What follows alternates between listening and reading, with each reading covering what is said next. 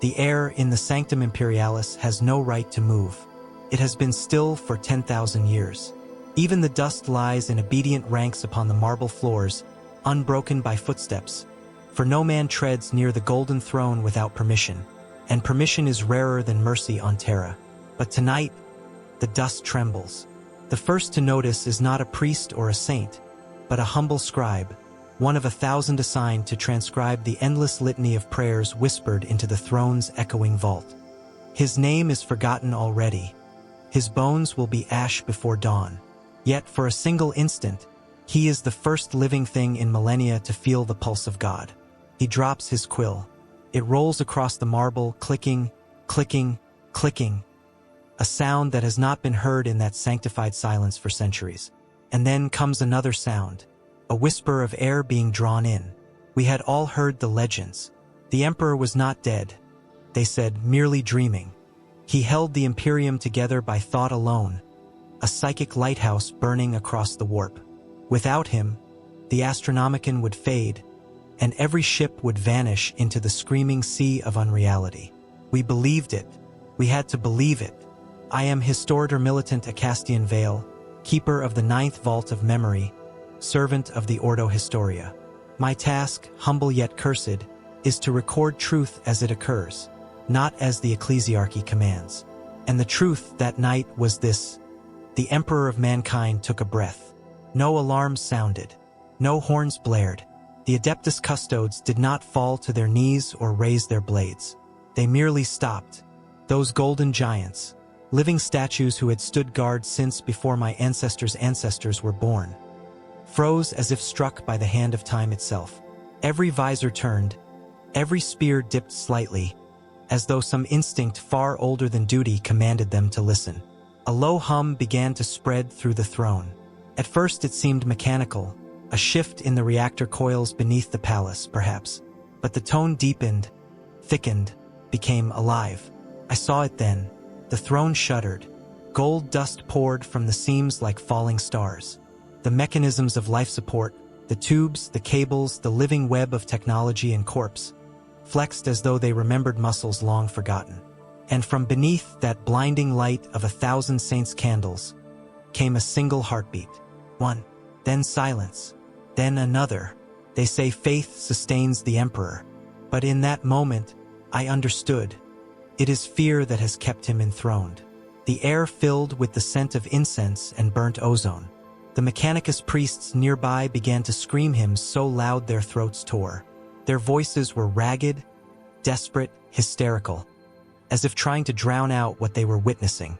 Gloria Imperator. He rises. Seal the sanctum. None may gaze. Praise be to the Golden Father, the machine god incarnate. But beneath their shrieking prayers, I heard something older than faith, a rasping exhale, the dry, brittle sound of lips that had not moved in 10 millennia. When the emperor spoke, it was not with words. It was with memory. It hit every mind in that chamber, the custodes, the tech priests, even mine. It was as if the sun itself had pressed its hand against our skulls and whispered directly into our blood. We saw visions, a field of bones stretching beyond sight, 1,000 wars layered upon one another, empires built upon the ashes of the last. The golden banners of humanity fluttering over cities of glass and flame, and then those same banners burning. We saw his triumphs, his betrayals, his sons, the Primarchs, both glorious and damned. And then we saw his sorrow, for the emperor's first thought upon awakening was not of victory. It was shame. The light around the throne dimmed, just slightly, enough for human eyes to glimpse what lay beneath. He was no longer the corpse god of the murals, no radiant deity carved from myth. His flesh was parchment stretched thin over bone, his face a ruin of divine exhaustion. The machinery that sustained him quivered like an animal in pain. And yet, his eyes were open, 2 suns burning in hollows unblinking, terrifying, alive. Every servoskull in the chamber crashed to the floor.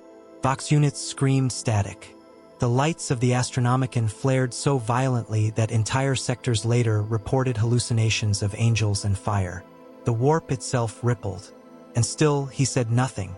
When his gaze met mine, yes, mine, the world fell away. I saw Terra as he saw it, rotting, suffocating under the weight of devotion.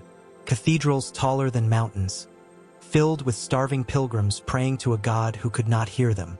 Hives drowning in smog and sin. Armies marching in his name without knowing why. And I felt his thoughts.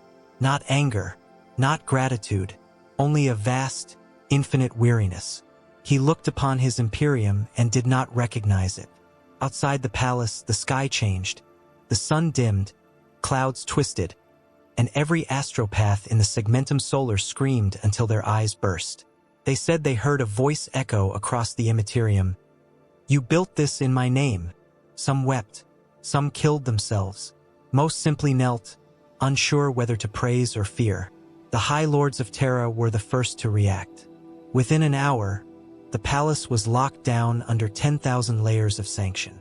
The Adeptus Custodes sealed the gates and executed every witness within the inner sanctum, including, I suppose, me, had I not already hidden my data scrolls in the crypt below. Even as I write this, the sound of bolter fire echoes down the halls. They are erasing us. They must. If word spreads, the Imperium will tear itself apart. But truth has a way of surviving. It festers. It burns. It waits. The Emperor has woken. But he is not the god we made him. He is a man who has seen what his dream became, and he cannot close his eyes again. And yet, this was only the beginning. They told us the Emperor was born from the will of mankind, that he was the collected soul of every shaman, prophet, and dreamer who had ever lived, that he rose from the soil of ancient earth when the night was darkest. But that is not the truth. The truth is quieter, sadder. He was born a man. Long before the Imperium, before even the Age of Strife, Terra was a world of ash. Nations had burned themselves into ruin. The skies were sick with radiation. Oceans boiled, and the survivors dug into the bones of their dying planet like rats hiding from judgment. From the dust came tribes, savage, brilliant, desperate.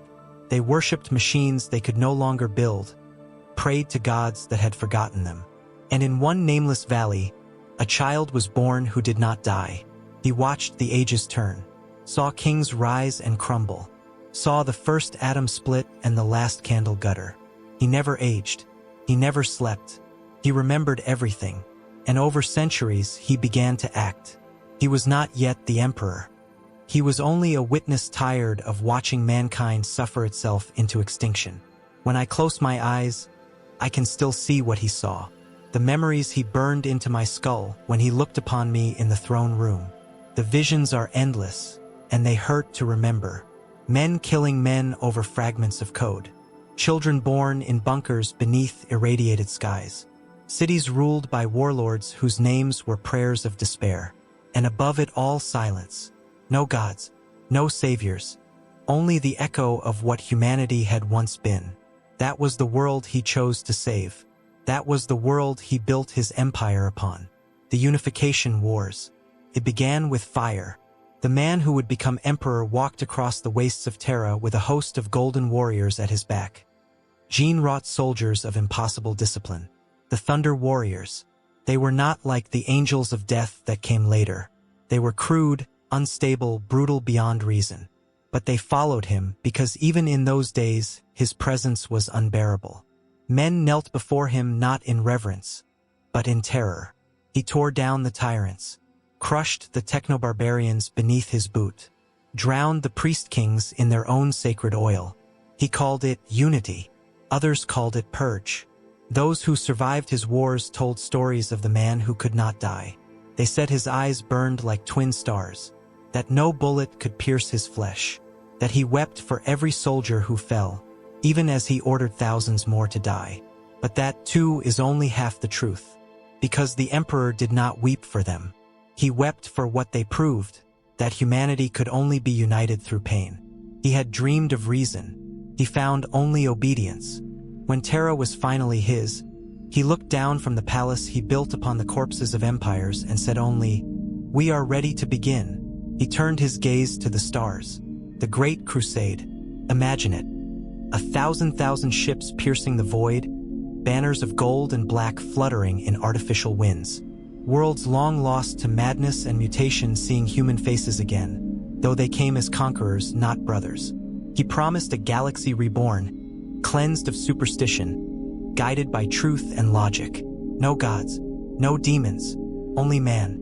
And yet, how quickly faith found him again. They called him the master of mankind, the star father, the light in the void. And he let them believe because he could not stop them all. Every victory became a sermon. Every planet pacified became a cathedral. Even as he denounced worship, the soldiers began to kneel when he passed. By the time he realized, it was too late. The God he had forbidden was already being born, in his own image. The sons of the Emperor. To bring order, he needed generals. To create them, he turned to science and birthed his 20 sons. The Primarchs, demigods forged of gene and will, perfect in war, each a fragment of his dream made flesh. And like all sons, they loved him, feared him, betrayed him. He scattered them across the galaxy by accident or by design, if one listens to the darker theories whispered in the Scholastica Historica. Chaos stole them. The warp devoured their destinies. When he found them again, they were no longer his children. They were lords, and yet he called them back, one by one, and together they conquered the stars. For a time it worked. Humanity sang again. The darkness retreated. But nothing built in fire endures. The betrayal. I saw it as he remembers it, the moment that never ends. A brother kneeling before a father, blade wet with blood. The Emperor's body collapsing upon the golden throne as half of his sons turned against him. The skies above Terra burning with ships, their hulls painted in the colors of betrayal. The War Master Horus, the brightest, the most beloved, screaming his name not in hate, but in grief. They say the Emperor killed his son to save mankind. But the truth that haunts him is this: he loved Horus. And in that final instant, he hesitated. That hesitation doomed them all. The end of the First Age. When the fires died, there was no victory, only ruin. The Emperor was entombed upon the golden throne, a life support engine built from the corpse of a god machine. The galaxy shattered into madness. The warp howled, hungry and triumphant. The sons were dead or worse. The dream of reason died with them. And yet the Imperium endured, not as he had willed, but as a carcass propped up by faith and fear. The people forgot the man. They remembered only the god. I understand now why his first breath after 10,000 years was filled with sorrow. He remembers all of it. Every life spent, every lie told in his name, every child who starved beneath a stained glass window bearing his face. We are his masterpiece and his failure. Sometimes, when the wind howls through the corridors of the palace, it sounds like laughter. Not mirthful, not kind. The laughter of a creator who knows his creation can no longer be unmade. And so he sleeps again, not out of mercy, but out of guilt. But that was only the beginning, for in the hollow silence that followed his awakening, the people of Terra began to dream again. And dreams, in the age of the warp, are never innocent. We wake before the sirens, always before the sirens. The hive never truly sleeps, but there is a moment, just before the first shift horn sounds, when the air is almost still, like the breath before a prayer. That is when we rise, because to sleep through the call is to invite punishment. And punishment here means being remembered by the overseers. No one wants to be remembered. The dorm lights flicker. The recycled air smells of burnt oil and incense. Someone vomits quietly in the corner. Someone else murmurs the morning benediction to the God Emperor, their voice hoarse with habit. By sweat we serve, by faith we are sustained, by suffering we are purified. We mouth the words. We do not believe them, but we say them anyway. Belief is irrelevant. The act is what matters. Our lives are small. We are the hands that keep the machines turning, the lungs that breathe the ash, the flesh that feeds the hive. Every morning we walk the same iron corridors. Tens of thousands of us, shuffling in endless lines. Above us, the banners of the ecclesiarchy hang heavy with soot and prayers. Saints stare down from faded murals, eyes cracked by heat and time. They do not look kind. We have been told the Emperor sees us all.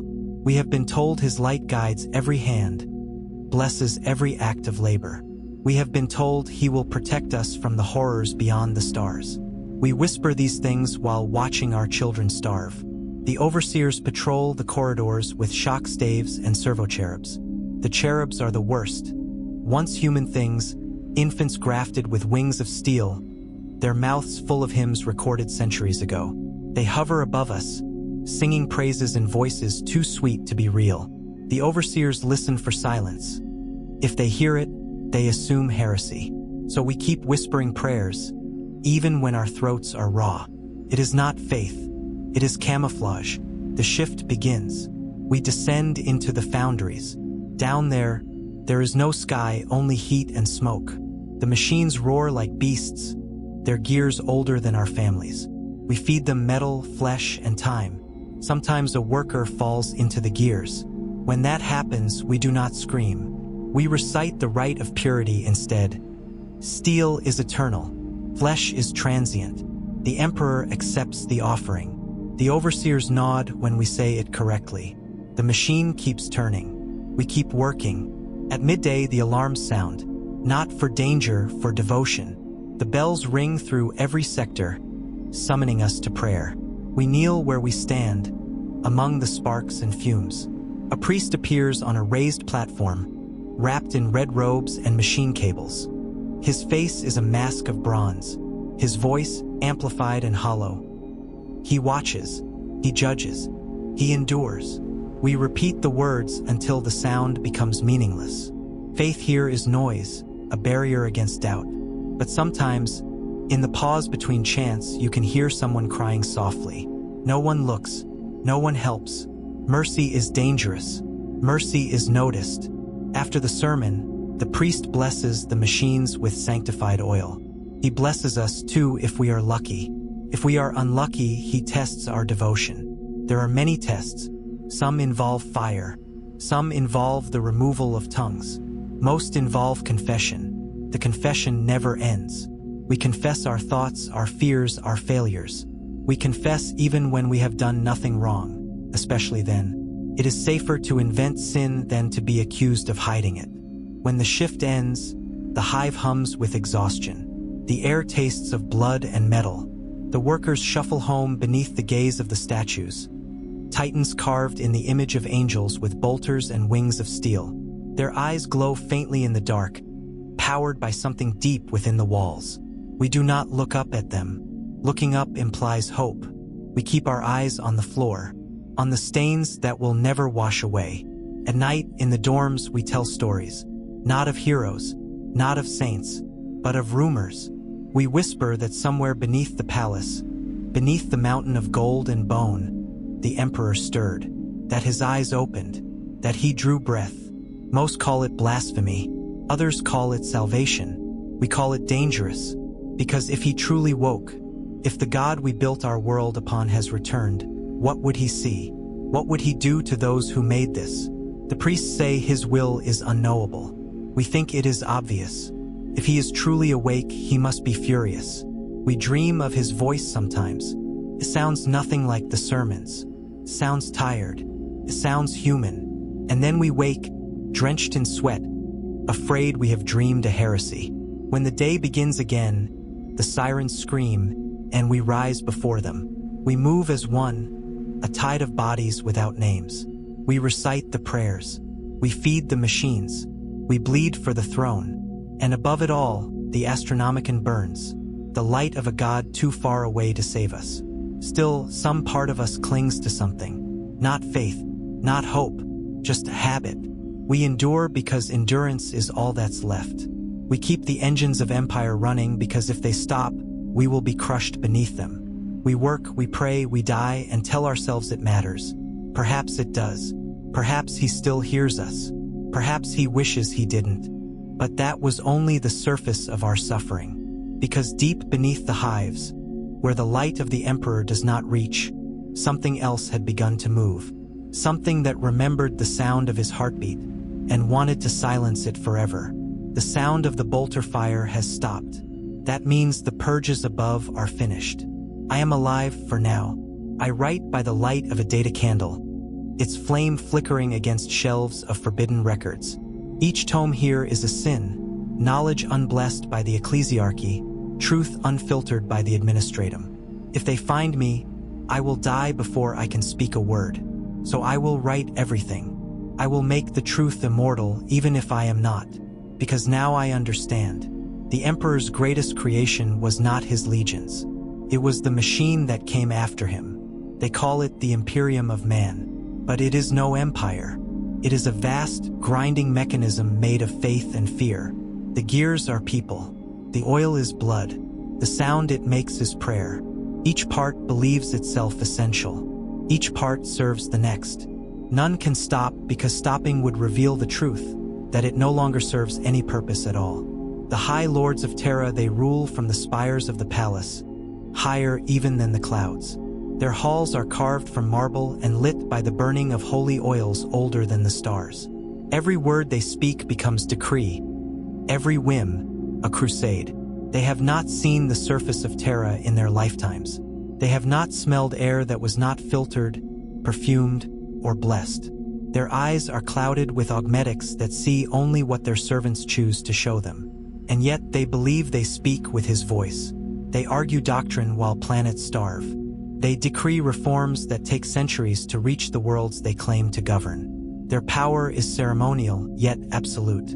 If the Emperor is our God, then the High Lords are his corpse's maggots. Blind, fat, and thriving in decay. The ecclesiarchy below the High Lords stands the church, the great choir of a billion mouths singing hymns of obedience.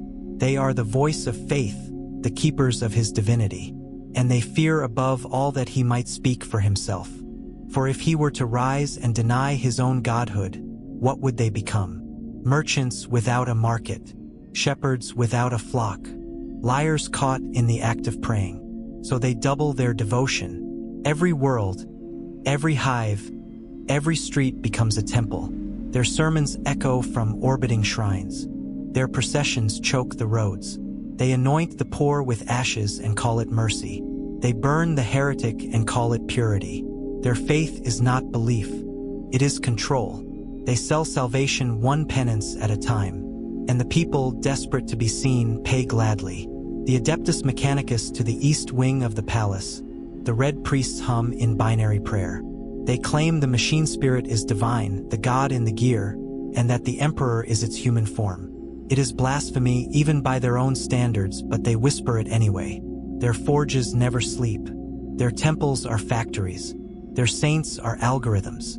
I have seen them dismantle a living man to find the machine within him. They call it ascension. The screams are only data. When the Emperor stirred, their sensors detected the anomaly first.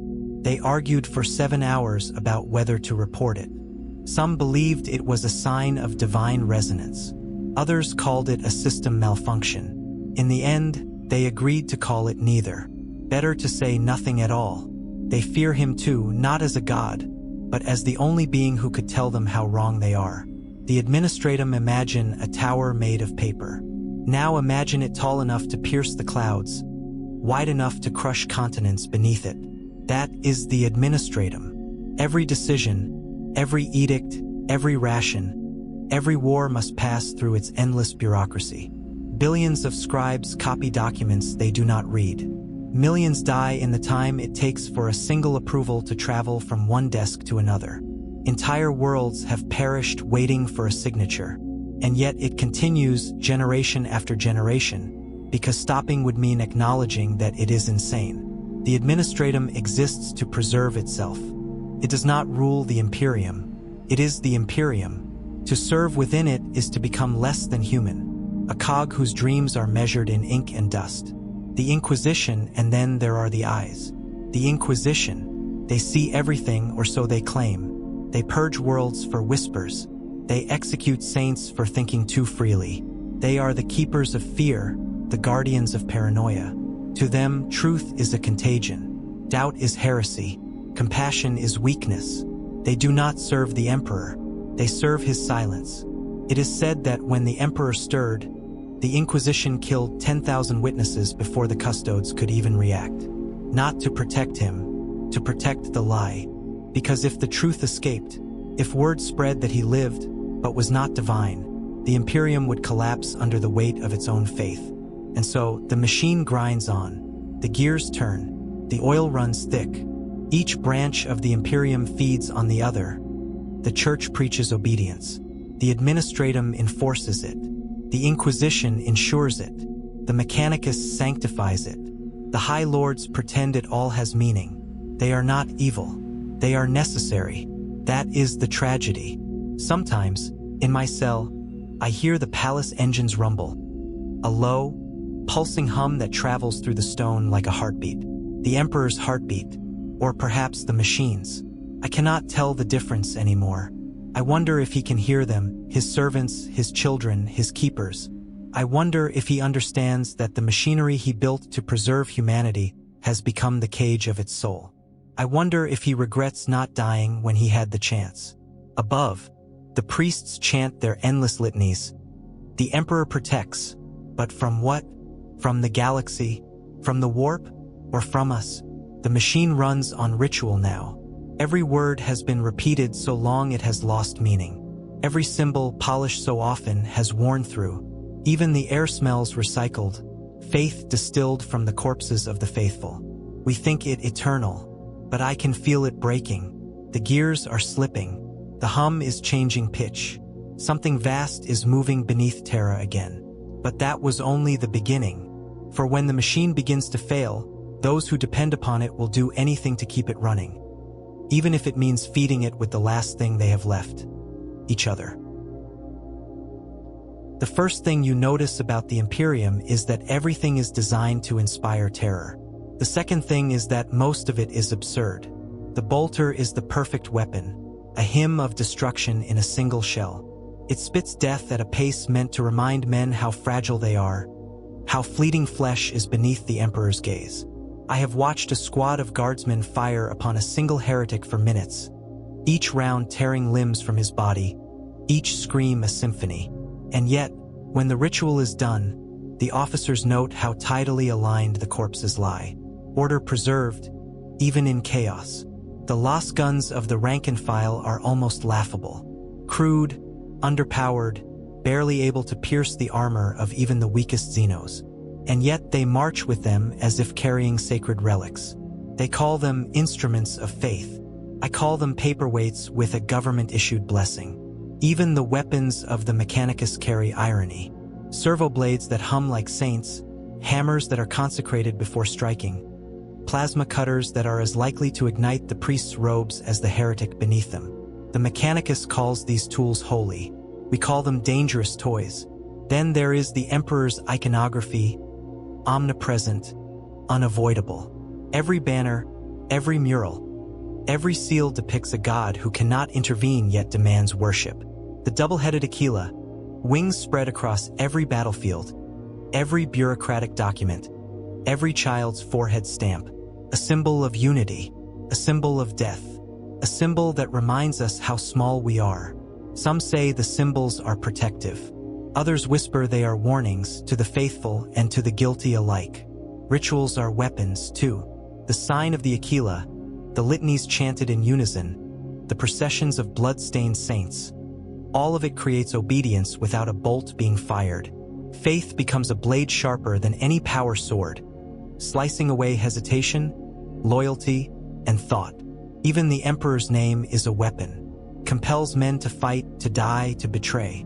It carries guilt, fear, and reverence all at once.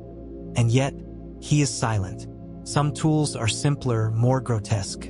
The chains used for penance. The hooks that hang criminals from ceilings in the Adeptus Arbites chambers. The oils that burn the heretic's flesh in the name of purification. The ink used to tattoo obedience onto prisoners. Not marks of rank, but marks of shame. These instruments are practical and symbolic simultaneously. A man pierced with a chain's word is not just dead. He is a warning. A child scarred with the Aquila is not just punished. He is reminded that humanity is a cage, and faith the lock. Even the Emperor's own throne is a weapon, not of war, but of control. Every pipe, every tube, every psychically infused servo is a reminder of his presence. We kneel before a corpse that hums like a god machine. We call it the Golden Throne. He calls it a prison. I have seen custodians polish the chains and seals of the throne as if preparing it for a feast. It is both awe-inspiring and farcical. A man entombed in metal, worshipped by the living, feared by the dead, loved by none. Symbols spread through the Imperium like contagion. The skull icon, painted on armor and walls alike, reminds soldiers that death is always near. Banners fluttering with litanies, carried into war zones where the bullets fly faster than prayers, create an illusion of order amidst chaos. The Imperium is nothing if not performance art, a theater of cruelty and devotion, where even failure becomes a ritual. The funniest of these tools, in a bitter sense, is the Codex Astartes itself, a book of military rules that dictates perfection for superhuman warriors. Yet its words are misinterpreted, twisted, and broken by every commander who claims to follow them. The Primarchs would weep to see how carefully they tried to craft order, only for it to be enacted with such farce. And still, the galaxy survives by accident, by faith, or by fear. Most likely by all three. Even chaos has its symbols: mutations, warp stains, demonic runes, and they mirror our own. We fight them with faith as much as bolters. Every symbol is a threat, a promise, or a weapon. Every weapon carries a symbol. Every symbol becomes a weapon. And yet, despite the brilliance and horror, the ultimate weapon remains unseen: the Emperor himself. The throne hums, the lights flicker, a heartbeat echoes through the machinery of our empire. And we, the faithful and the damned, tremble beneath his silent gaze. But that was only the beginning, for symbols and weapons are meaningless if the hearts of men falter. And when the heart falters, even the mightiest blade, the purest symbol, the heaviest bolt cannot save what is already lost. We cling to each other because there is nothing else. Nothing but the grinding gears of the hive, the endless hum of machinery, and the distant, silent eyes of the Emperor. We call ourselves a community, but community is fragile here. There are two rules: trust no one, obey everything. Even children understand them. I have seen 10-year-olds shiver as their parents disappeared in the night, accused of heresy, or perhaps of speaking a forbidden word. We do not cry aloud. We do not ask questions. The walls have ears and the shadows teeth. Yet somehow, small acts of kindness persist. A mother gives her ration of bread to a starving child she has never met. A mechanic hides a boy inside a ventilator shaft when the Inquisition comes to purge the factory. A priest secretly passes oil to a worker to soothe burns, knowing that discovery means death. We whisper about them afterward, quietly, as if speaking too loudly will undo the miracle. And yet, every kindness is a gamble. Every gesture carries the possibility of betrayal. Betrayal is easy. It is the currency of survival. The overseer watches the line. The servant swears allegiance to the church. The neighbor repeats what they hear in secret. No one is innocent. No one is safe. I remember the story of one small cadre, a family of 3, who sheltered a heretic. For weeks, they fed him, whispered prayers over him, and hid him from the Inquisition scanners. And then, one day, the child barely 8 revealed the hiding place by mistake. The family was executed. The heretic vanished into the warp. The child survived. No one ever forgave him, and he could not forgive himself. We tell this story to each other at night. It is a warning. It is a memory. It is a prayer. Resistance exists, but it is faint. Some form secret cells, small networks of whispered rebellion, barely able to operate without being detected. Others strike with violence. Assassins, saboteurs, insurgents who scrawl forbidden words in ash and blood. I have seen them die in the streets, laughing in terror before the bolters roar. Yet even resistance is paradoxically a part of the system. The Imperium thrives on conflict. Every rebellion justifies more purges. Every secret act of defiance becomes a sermon about obedience. Even rebellion feeds the machine. We have learned subtle resistance. A bolt left slightly loose in a servitor. A ration mislabeled so that it reaches the sick. A prayer muttered under one's breath, not to the Emperor, but to some remembered fragment of humanity. These small rebellions rarely succeed. They rarely save anyone, but they remind us we are alive. We are human. We are not yet entirely consumed by the machine. Paranoia rules our lives. We speak in half-words. We hide gestures of affection. Even laughter is suspicious, for joy is forbidden, and curiosity is heresy. Yet, even in fear we find connection. Even in oppression, there are fleeting moments of trust. A shared look across a work hall. A hand passed silently in the dark. We endure not because we believe we will survive, but because we are stubbornly alive. Some betray out of fear. Some betray out of ambition. Some betray to save others. The motives do not matter, only the consequences. I remember a story from the mines of Volgar for a man whispered the emperor's name aloud, not as prayer but in question. His friend, terrified of the Inquisition's listening devices, reported him. The man was torn from his family and executed in the courtyard. The friend survived. Every year afterward, he brought offerings to the courtyard, bread and water for a man already dead. And we whispered, he is more human than the rest of us. Even the Adeptus Astartes are not immune. I have records of a battle brother, torn from his chapter and sent to enforce the emperor's will, who hesitated when ordered to execute a village for harboring a child heretic. He later confessed to no one that he had lied about the casualties. The truth died with him. The lie endured. Sometimes that is all resistance can hope for. We endure because the alternative is annihilation. We cling to each other because the alternative is nothing. We whisper the truth to ourselves in the dark. We risk death for a fraction of hope, small as a dying candle in the storm. And all the while, the emperor sleeps or watches or perhaps judges. We do not know. We can only act in the shadows, praying our actions do not summon fire. But that was only the beginning, because no matter how quietly we whisper, no matter how carefully we resist, the corruption of the warp and the designs of the Imperium will find us. And when they do, small acts of rebellion are not enough. End of Chapter 7. Next, Chapter 8.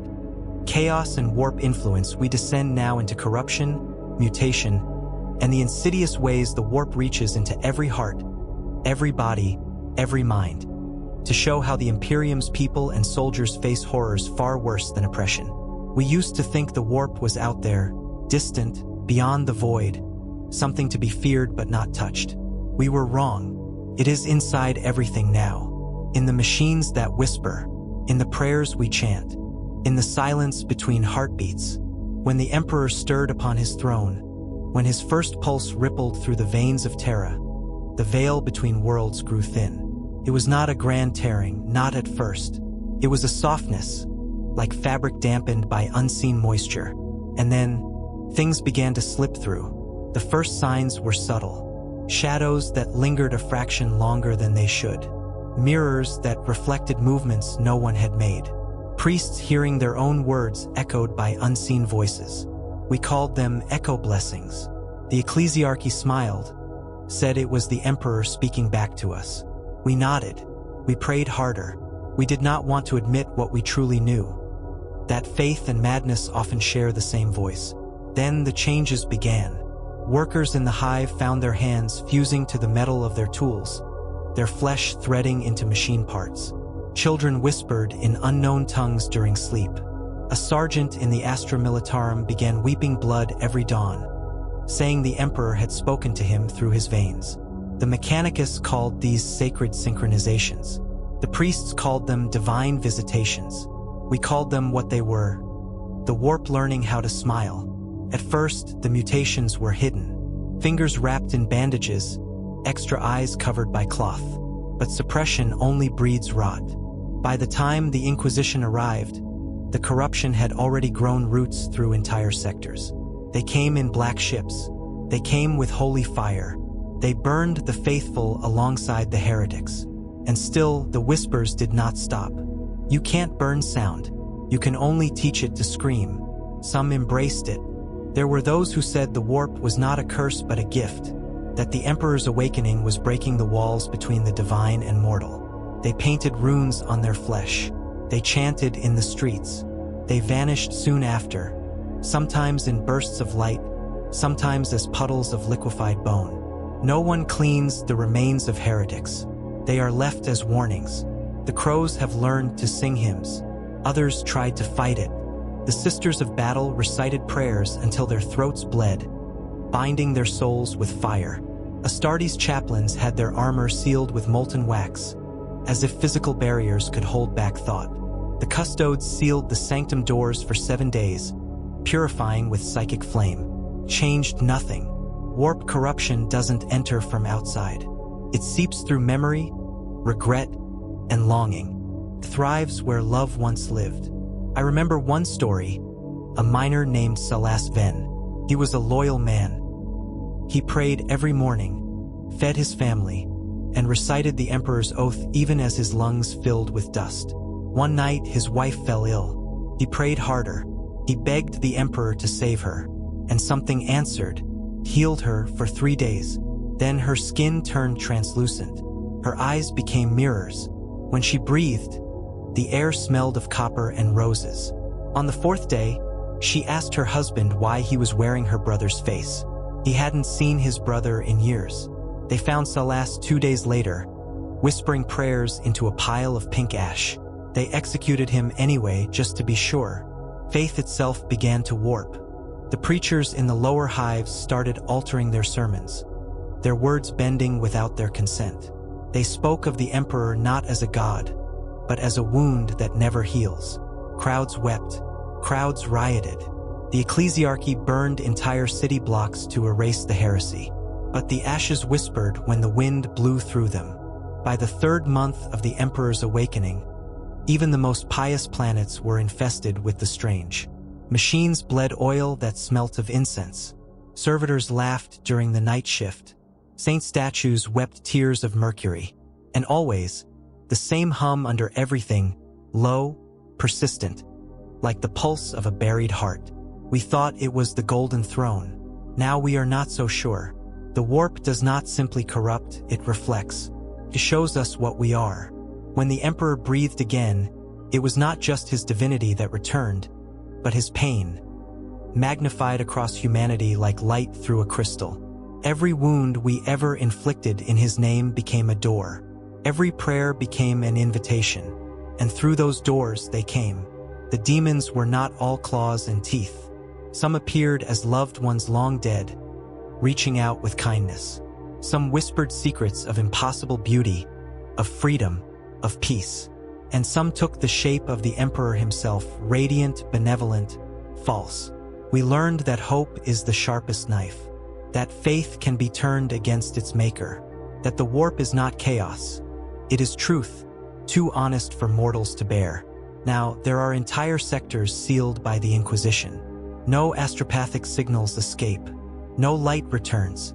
They call them quarantined sanctuaries. We call them graveyards of thought. Some whisper that the emperor's mind touches them directly, trying to purge the infection through sheer will. Others claim he has already merged with the warp, that he is the warp now, reshaping it in his own image. If that is true, we should pray he never fully wakes, because the human soul cannot survive being looked at by its own God. We endure in silence. We pretend the walls are solid, that the prayers still mean what they used to. We tell ourselves the air tastes of incense, not blood. We keep our eyes low when the light flickers blue, because when it flickers blue, we see things moving, not outside, but behind our eyes. And we hear the emperor's voice, or maybe our own, and sometimes they are the same. But that was only the beginning, for the warp does not stop with whispers and dreams. It hungers for flesh, for faith, for meaning. And in the wake of the emperor's stirring, legends began to walk again.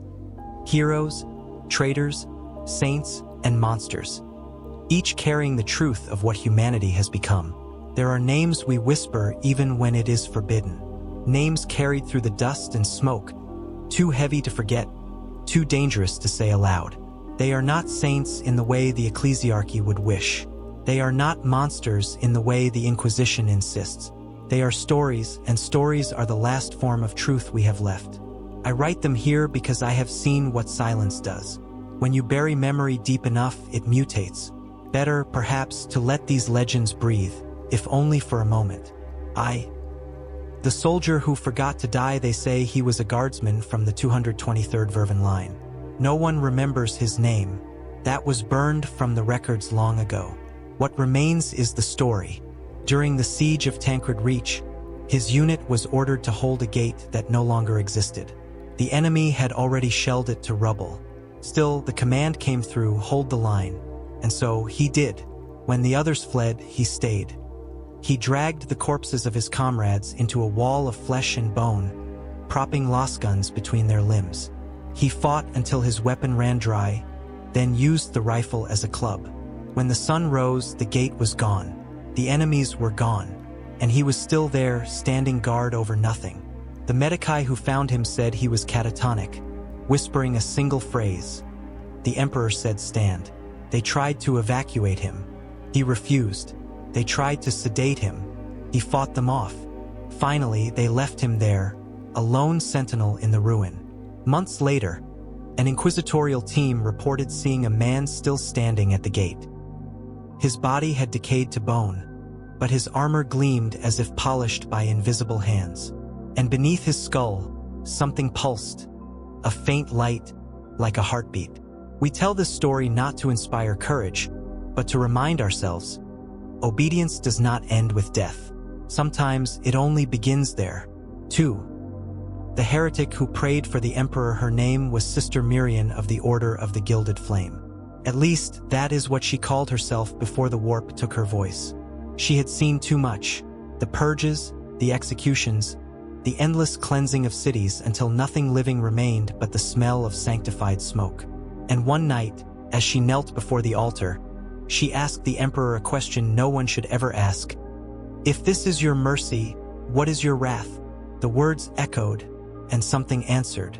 Not the emperor. Not exactly. A warmth spread through her veins, and she began to see threads of light connecting everything. The prayers of soldiers, the screams of the dying, the flicker of souls burning in the warp. And at the center of it all, the emperor, vast, broken, radiant, bound. She realized then that he was not divine. He was trapped. When she tried to tell the ecclesiarchy, they branded her a heretic. When she tried to run, her own sisters hunted her down. It took 3 squads of sisters of battle to bring her down, and still she did not fight. She only wept, saying, "He is awake, and he is afraid." They burned her alive before the basilica gates. The crowd chanted hymns as the flames consumed her. And then, as her skull cracked and her eyes turned to glass, the statues above the gates began to bleed. For 3 days, the church calls it a coincidence. The people call her Saint Miriam the Awakened. And sometimes, when the wind blows through the cathedrals, her voice still whispers, "Mercy was the first lie we told ourselves." 3. The martyr of the empty throne. This one is recent. Too recent. The administratum has already sealed the records. But I was there. I saw it. So I will tell it before they erase me too.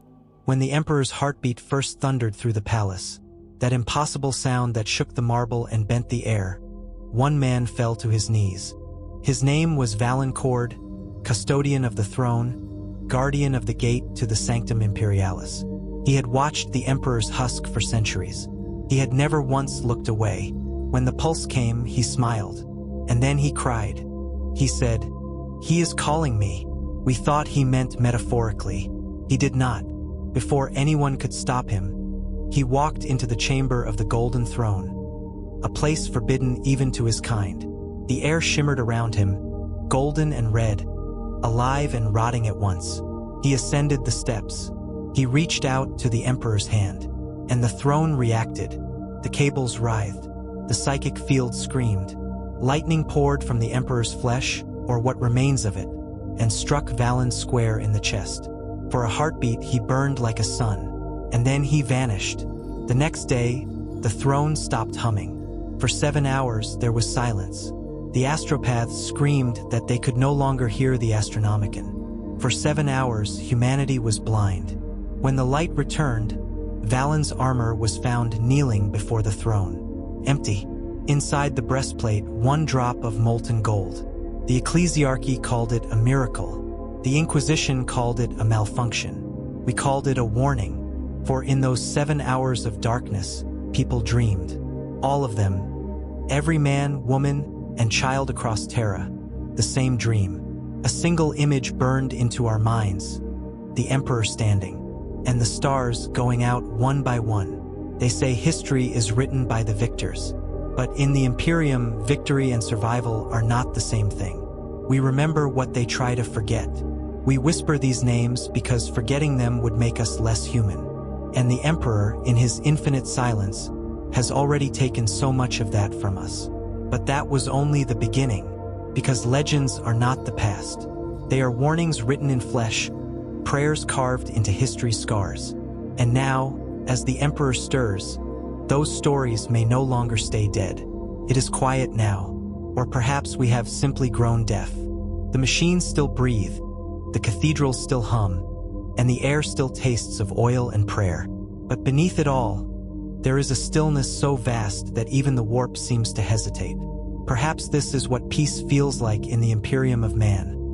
Not silence, but exhaustion. We have spent 10,000 years worshipping a corpse. 10,000 years building monuments to obedience and calling them faith. 10,000 years killing in the name of a God who never answered. And now he stirs. We once thought that if the Emperor awoke, there would be salvation. That his voice would restore the light. That his gaze would lift the burden from our souls. But when gods wake, they do not bless. They remember. The scholars say humanity was made in his image. If that is true, then perhaps he is as broken as we are. Perhaps he suffers the same hunger, the same doubt, the same infinite weariness. Perhaps that is why he never spoke, not out of cruelty, but because there was nothing left to say. I think often of what it means to believe. Faith is a kind of madness, a choice to see meaning where there is only the void. We tell ourselves the Emperor watches us, protects us, loves us. But love is not what built this empire. Fear did. Fear dressed in gold. We endure because we have forgotten how not to. We pray because silence terrifies us more than lies. We fight because it is easier than thinking. And through it all, the Emperor breathes, once every age, a pulse that shakes the stars. We call it a miracle. Maybe it is just a sigh. If he truly is awakening, I wonder what he sees when he opens his eyes. Will he see the Imperium he dreamt of, or the ruin we built in his name? Will he see worship or slavery? Will he see humanity, or only the echoes of machines praying to machines?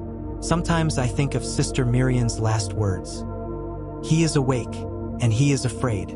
If the Emperor fears anything, it must be us, because we have become what he fought to destroy, a species that mistakes obedience for virtue, violence for faith, and survival for grace. Maybe he sleeps to spare us his gaze. Maybe he sleeps to spare himself the sight of what we've done. Maybe awakening is not a return, but an ending, the moment when the dream becomes unbearable. And what of us, his children? We will keep working, keep fighting, keep burning each other in the name of purity, because that is all we know how to do. Our prayers will echo through the void until even the warp grows tired of listening. And one day, when the last sun flickers out, the final whisper will still be the same. The Emperor protects, even if he no longer can, even if he never did, even if the only thing left to protect is the lie itself. I do not know if he will ever truly wake. Perhaps he already has.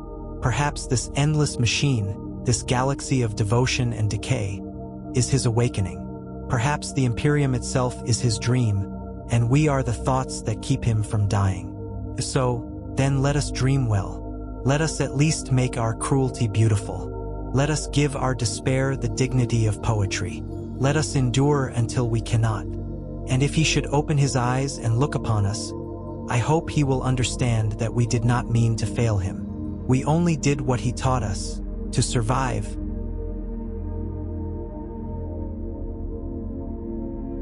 The stars are dim tonight, not dead, just tired. They burn the way candles do in a crypt, stubborn against the dark, feeding on themselves for lack of air. From orbit, Terra looks like an ember caught between breaths. And maybe that's all it ever was, a dying spark mistaken for a sun. I stand on the edge of the throne chamber, or what remains of it. The golden vaults have collapsed inward, and the air is heavy with dust and sanctified ash.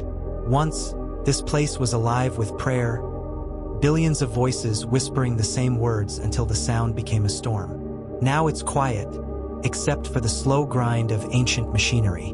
The throne still hums, the corpse still glows, and somewhere far below the emperor still dreams. But something has changed. We can feel it in the walls, in the flicker of the lumen globes, in the way the servitors hesitate mid-task as if listening. He stirs, not in body, not in breath, but in thought. A ripple passes through the warp, soft and bitter, like the exhale of a man who has seen everything and found no reason to rise again. They say when a god dies, its believers go mad. But what happens when a god wakes up and finds his believers already insane? I saw an entire shrine world tear itself apart the day his heartbeat reached them. The priests screamed that they could hear him, that he demanded purity, sacrifice, flame. They turned their cathedrals into pyres. Billions burned themselves alive in devotion, certain that their screams would reach his ears. Maybe they did. Maybe that's what keeps him sleeping. There are stories spreading through the fleet now. Whispers in the holds, murmurs in the vox static. Some say he has spoken to the High Lords. Others say he has abandoned them. And one mad astropath, her eyes long since burst from seeing too much, claimed she saw him walking the corridors of the warp itself, gathering the souls of the forgotten. I do not know what to believe. Belief is a currency too costly for the times we live in. Once I thought awakening meant redemption, that he would cleanse the galaxy of madness, unite us, make us human again. But now I understand. Humanity cannot be cleansed. We are not a sickness, we are the symptom. We are what happens when survival replaces meaning, when obedience replaces love. The Emperor tried to save us from gods, so we made him one. Now his shadow stretches from Sol to the galactic rim. Every planet burns incense in his name. Every soldier kills in his honor. Every mother teaches her child to fear his silence. And every prayer we utter feeds the dream that traps him deeper inside the machine. It is not the Emperor who will awaken. It is the dream itself, a dream that devours light and wears the skin of salvation. A dream so vast it no longer needs a dreamer. We are all within it, a galaxy-wide hallucination of order built on bones. Sometimes, when the nights grow long and the stars blink out one by one, I imagine him finally standing, not in triumph, but in sorrow, looking upon the empire forged in his name, and whispering the only mercy left in the universe. Enough. With that word, perhaps the machine would stop. The warp would close its mouth. The prayers would fade. And in the final silence, we might remember who we were before we started calling ourselves holy. Until then, the Emperor sleeps. And we, his faithful, his heretics, his children, keep the vigil. Because that is all we have ever known how to do. The gears grind on. The incense burns. The stars die slow. And the Imperium endures, not in glory, but in inertia. We endure until we cannot. Fade out low static. The hum of the throne. A voice? Distant, uncertain. Maybe human, maybe not. Was it worth it? Silence. Then, from somewhere deep within the golden ruin, a single heartbeat. And then nothing. There are nights on Terra when the storms fall silent. When the ash stops moving. When the howling of the cathedrals dies to a whisper. When the machine priests stop chanting long enough to listen. Those are the nights when the faithful say they can hear it. The sound beneath all sounds. A heartbeat, deep and slow, older than the Imperium itself. The last time it happened, entire hive sectors fell to their knees. The sky above the Imperial Palace shimmered like gold seen through smoke. And every soul, from the High Lords in their marble vaults to the corpse sifters in the gutter, felt it in their bones. The Emperor had moved. It began with a tremor that shook the walls of the Sanctum Imperialis. Not an explosion, not the crash of battle, but a breath. A long, ragged human breath. The air itself seemed to remember something it had forgotten millennia ago. Life. The Adeptus Custodes were the first to react. They stood unmoving, golden and eternal, but even their gene-forged hearts quivered. Servitors froze mid-recitation. Choirs of 1,000 cyber cherubs fell out of harmony. And in the deep machinery of the Golden Throne, one tone, long, low, and impossible, joined the chorus of eternity. The Master of Mankind had stirred. After 10,000 years of silence, after 10,000 years of prayer, murder, and faith built around a corpse, he breathed. Outside, Terra shuddered. The pilgrim masses flooding the Basilica of the Martyr Stars screamed as one, not from fear, but from the ecstasy of prophecy fulfilled. The sky lit with auroras the color of burning scripture. Saints wept blood in their reliquaries. Astartes on distant ships fell to their knees without knowing why. And across the galaxy, astropaths tore out their own eyes to escape the brilliance that flooded their minds. For one heartbeat, all souls in the Imperium saw the same vision. A light so bright it erased thought, washing over stars and dead worlds alike. Felt like hope, but when it faded, the silence it left behind was worse than any scream. Inside the throne room, the air tasted of burnt ozone and sanctified dust. The Adeptus Mechanicus Tech-Adepts chanted in binary panic, their voices overlapping like static prayers. Stabilize the system. Divert the psionic conduits. Praise the Omnicia. He stirs. The Custodes did not move. They simply stared at the figure seated upon the throne. A body that had not moved in 10 millennia, now trembling as if remembering pain. I was there, though I should not have been. An archivist of no rank, sent to catalog the minor repairs of a minor reliquary. I was nothing, but when the light filled the chamber, I saw everything. His eyes did not open. They could not. But behind the ruined gold of his armor, I felt his awareness move. It was not mercy, not rage, something colder, like the slow turning of a world that has forgotten what sunlight feels like. He remembered us. Some say the Emperor's will is the only thing keeping the Astronomicon alive, that his half-dead mind guides ships through the warp, that his suffering fuels the machine of humanity. If that is true, then what happens when he wakes? I saw the Psykers begin to scream first. Their souls caught fire. Their bodies convulsed, voices warping into frequencies not meant for mortal throats. The astropathic choir burned alive inside their cages of glass and gold. But the light, oh throne, the light, it kept growing. It filled every shadow. It reached into the bones of the palace, into the steel veins of the world. And for a moment so brief it could have been eternity, I saw through his eyes. I saw humanity, every soldier, every sinner, every cowering, praying soul. I saw what he saw, and I understood why he had stayed silent all this time. We were not ready. We had made him into something monstrous, a god who never wanted to be worshipped. Then came the thunder. A ripple of warp energy rolled through reality, cracking it like old glass. Ships in orbit lost power. Hive towers split like rotting trees. And in the catacombs below, the corpses of saints began to speak. Their voices were not words, only echoes of memory, pleading for forgiveness from the thing they had called divine. The Emperor's breath became a shudder. The light flickered, the heartbeat stopped, and then, as if the galaxy itself held its breath, everything went still. For hours, the machine priests worked in silence. No one spoke of what they had seen. No one dared. The Custodes stood unmoving, statues once more. And I, a mere scribe, crawled away through the dust, blind from light, deaf from holiness. Later, they would say nothing happened, that the Golden Throne malfunctioned, that the Psykers burned because of astronomical interference, that the light was a solar flare, a coincidence, a misunderstanding. But those who were there, those who felt it, know the truth. The Emperor is not dead. He never was.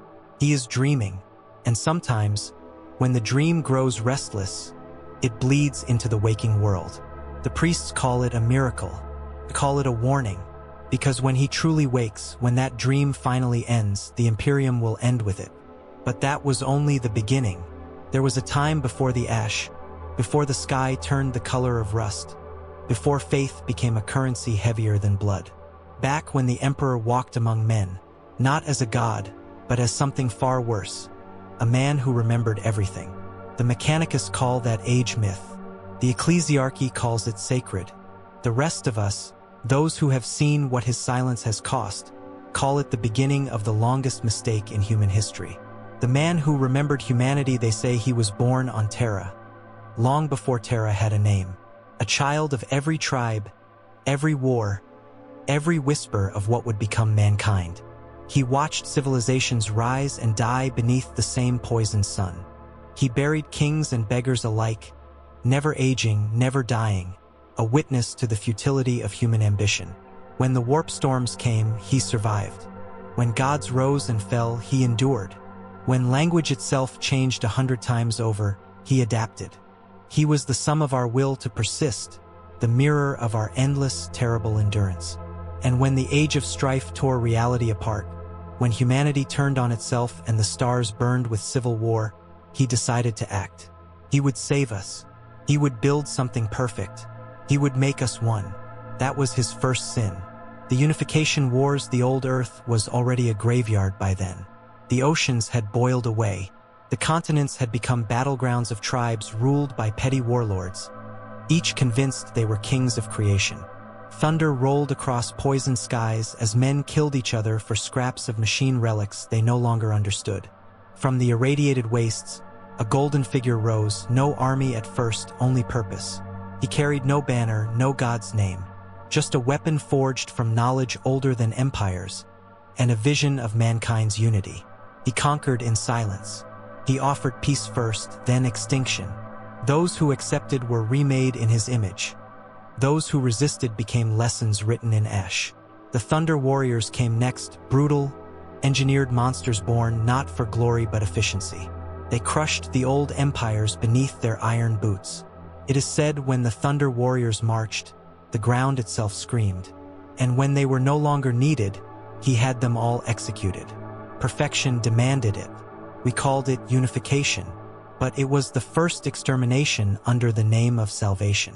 The Great Crusade, once Terra knelt, he looked upward. The galaxy was broken, its worlds feral, and its people lost to madness and mutation. And so began the Great Crusade, the grandest lie ever told with holy conviction. The legions Astartes were born from his gene laboratories. His sons, they called themselves, though he never called them that, 20 legions of demigods, forged from his own genetic blueprint, sent to bring light to the stars. And for a time it worked. Worlds rejoiced. The emperor himself walked among them, tall, radiant, not yet confined to a throne. He spoke of reason, of science, of a new human dawn. But beneath every liberated world lay another graveyard. Those who would not join were silenced. Those who could not understand were erased. Unity through annihilation. Even now we call it glory. The sons who broke the dream, every empire needs betrayal to make it real. His came in the form of his own children. Of the 20 he created, half would turn on him. The brightest, Horus, beloved, perfect, became the blade that cut the galaxy in half. We call it the Horus Heresy, but that title is too clean. It was not heresy, it was recognition. The emperor had made gods and called them sons, then denied them the worship he demanded for himself. When Horus struck him down, he did not curse his name. He wept, not because of love, but because he understood what came next. To save humanity, he would have to stop being human. The birth of the throne at the end of that civil war, he was carried to the throne. Mortally wounded, half dead, mind broken, soul burning like a star. The device was meant to preserve his body for a moment, long enough to stabilize reality. But the moment stretched into centuries, then millennia. The machine became his coffin. His body became a lighthouse for the lost. And so the Imperium began. An empire built on a dead man. An empire whose god was too weak to die and too strong to decay. Every victory since has been a form of embalming. Every prayer, a layer of dust over the truth. We did not build an imperium of man. We built a tomb and called it eternity. The first tragedy somewhere in those early centuries, An old scribe wrote a warning. Beware the day the emperor breathes again, for his awakening will not bring dawn, but the remembrance of night. It was burned, of course, declared heretical, but like all forbidden things, it survived in whispers. The priesthood of Mars turned his resting place into a temple of machine worship. The ecclesiarchy turned his silence into gospel. The Astartes became warlords, and the High Lords became kings over a god who could no longer speak. The dream of unity rotted into an empire of obedience. And yet, across the millennia, some part of him still listened. When the heartbeat came again, when the dust in the throne room stirred, it was not rebirth. It was memory, the oldest man in the universe remembering what he had done, and the price that could never be undone. The first breath was not hope. It was grief, and that grief would shake the stars. You wake before the bell, not because you want to, but because the dreams won't let you sleep. In the dreams, the sky opens and the emperor looks down, and every sin you've ever buried tries to crawl out of your mouth. When the bell tolls, you're already kneeling. The dormitory smells of oil, mold, and the thin, metallic tang of recycled air. The lights flicker as if unsure whether the day deserves illumination. Someone vomits quietly into a pail. Someone else whispers a prayer. The emperor protects. You whisper it too, because not whispering it might be noticed. Outside, the city hums, not with life, with function. The sound of a billion souls turning the same wheel, chanting the same words, dying the same way. Terra, the cradle of humanity, the grave of meaning. The morning liturgy every day begins with the liturgy of function. You line up with the others, workers, adepts, conscripts, the forgotten. A servo priest rolls by on mechanical treads, dripping incense smoke that smells faintly of burned flesh. His voice is a mixture of machine screech and human zeal. Work is faith. Faith is obedience. Obedience is survival. You mouth the words, pretending belief. Everyone does. Belief is optional. Obedience is not. The priest pauses beside a worker whose hands tremble from exhaustion. A servo arm lashes out. A needle of sanctified steel plunges into the man's neck. The worker convulses once, then falls silent. The others tighten formation and step over him. One more heretic purified. One less mouth to feed. The bell tolls again. Shift begins. The factory chapel, your workstation, is older than the Imperium. Pistons sigh like dying lungs. The walls are painted with the faces of saints you've never heard of. Eyes replaced by glowing sensors that watch for doubt. You join the chorus of workers chanting binary prayers as you operate your station. Every lever pulled, every button pressed, is accompanied by an invocation. Blessed be the machine. Blessed be the hand that turns the gear. Blessed be the emperor who does not see. A supervisor passes by, a gaunt woman with a vox collar embedded in her throat. She speaks only in monotone commands transmitted through the loudspeakers. You've never seen her blink. Sometimes you imagine the emperor hearing this, the rhythmic drone of billions worshipping their own machinery. You wonder if he feels pride or horror. Rations, when the horn sounds for rations, it is not relief. It is arithmetic. Food comes in cubes the color of old parchment. Tastes like nothing, but it fills the emptiness long enough to keep you moving. If you are lucky, you find a crumb of protein. If you are blessed, it is not someone else's finger. Water is a memory. You lick condensation from pipes. You thank the emperor for moisture. You thank the emperor for salt. You thank the emperor for the fact that you are still capable of hunger. There are people who no longer eat. They just stand. They work until they stop. Then the servitors collect them, and the line does not pause. Faith in the dust in the evening, you walk home through streets that no longer have names. Only designations. Sector K, 43. Subspine 9. Hab 11 blue. Every wall is covered in parchment. Prayers, proclamations, confessions, all glued together into a skin of decaying faith. Children play with empty shell casings. A beggar preaches with his face wrapped in barbed wire. You give him a fragment of ration, not out of pity, but fear. The emperor watches, he says. You know he's wrong, but you don't say it. Not here, not anywhere. The night sermon at night, you gather in the Habs Chapel, a room carved into the ruins of a once grand hall. The air is thick with candle smoke and burnt oil. A broken servoskull hangs above the altar, still blinking, still reciting half-remembered scripture. The preacher's voice quivers like an old radio. Rejoice, for the emperor sleeps so that we may wake. Rejoice, for our suffering sustains his dream. A woman sobs beside you. A child stares blankly at the altar, too young to understand fear, too old to remember hope. The preacher slams a rusted book shut. Tomorrow we labor again. To stop is heresy. To doubt is death. You bow your head, not in faith but habit. Dreams of light when you sleep, the dreams return. Golden light spilling through endless corridors. A face you can never see clearly, human and inhuman at once.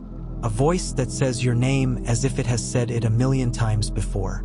You wake gasping. The air tastes like iron. The world hums on. The routine work. Pray. Sleep. Work. Pray. Sleep. The pattern is perfect because it erases thought. And yet, some nights you feel something beneath the hum. Faint vibration. A pulse. Like the world itself is holding its breath. The priests say it is the machines dreaming. The heretics whisper that it is the emperor, shifting again, stirring in his sleep. You listen, and sometimes, only sometimes, you think you hear it too. A heartbeat, faint and ancient, echoing through the walls. You close your eyes and pretend it's not there. But you know the truth. Every day, every shift, every prayer is one more second closer to whatever comes next. The manufacturums never sleep. Neither do we. The air smells of grease and ozone, iron dust and prayers half-sung by machines. When you work the forges, you stop thinking of weapons as objects. They become extensions of faith. Each lost gun, each bolt round, each knife wrapped in scripture is a prayer answered by fire. They teach us early. A weapon without devotion is heresy.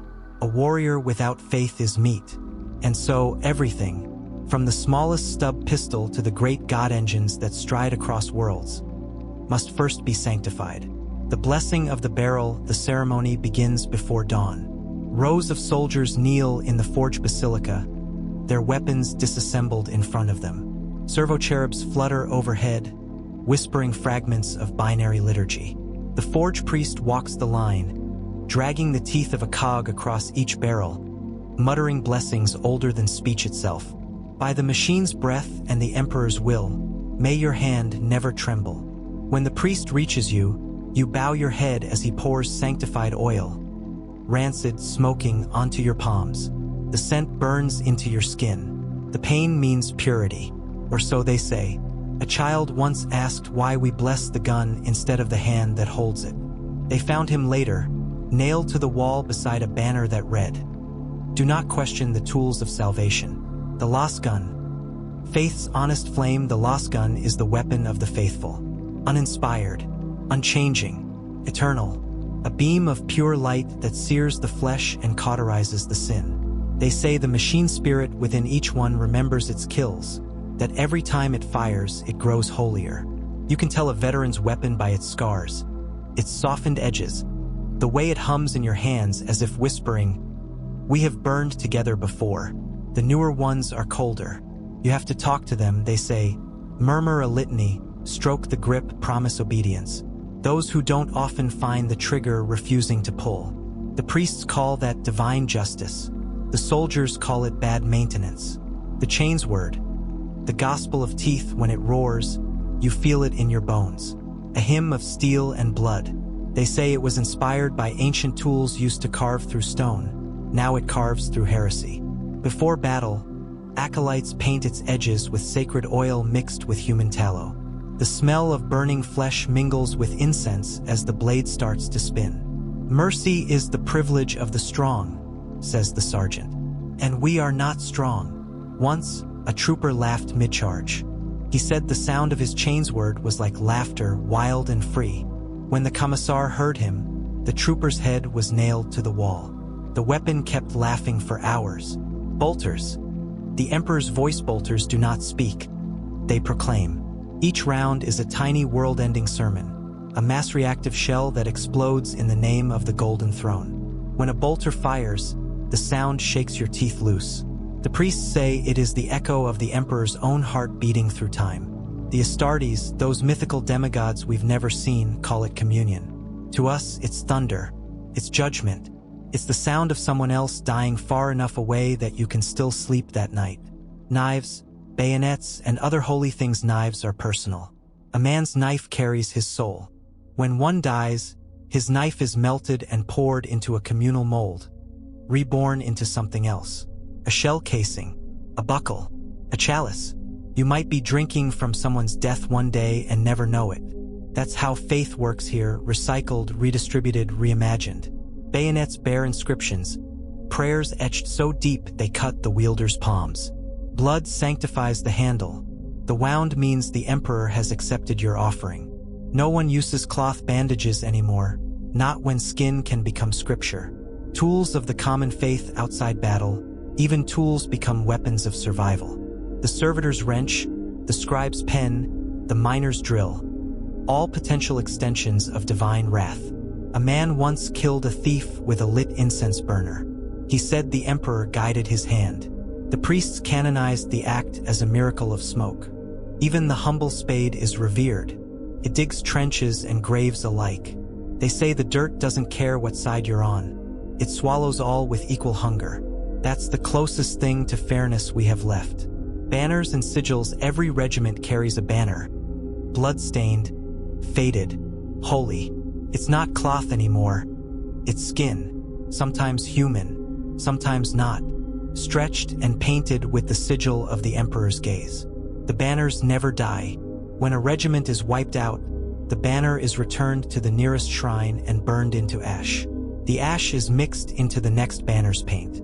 Thus, the faith continues, recycled through death, screaming through color.